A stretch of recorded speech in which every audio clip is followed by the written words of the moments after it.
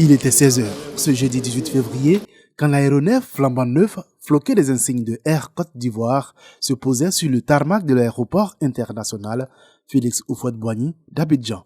Un A320neo du constructeur Airbus, commandé depuis 2014, qui rejoint et vient ainsi grossir la flotte de la compagnie aérienne nationale.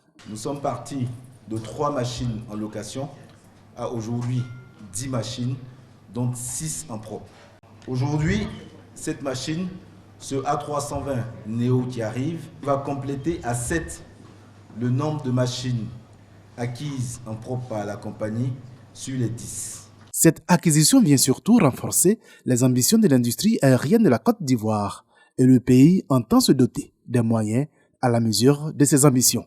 On peut faire les calculs en disant qu'en 2025, l'aéroport d'Abidjan sera fréquenté par 3 500 000 passagers.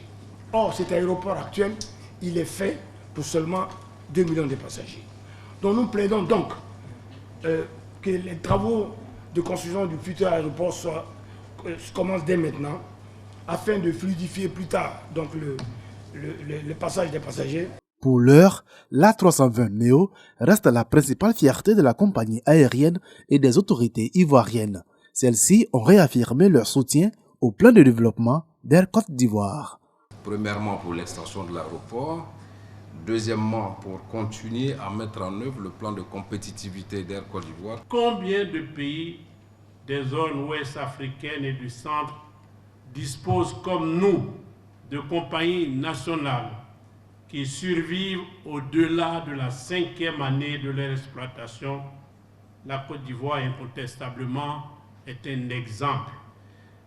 Elle est en train de réussir son pari. Il y a sur le continent des compagnies qui peuvent réussir. Seul bémol, le nouvel aéronef est livré à une période où le transport aérien est en pleine crise. La pandémie de Covid-19 a en effet réduit de moitié les performances d'Air Côte d'Ivoire. La compagnie est passée de 750 000 passagers transportés en 2019 à 346 000 passagers en 2020.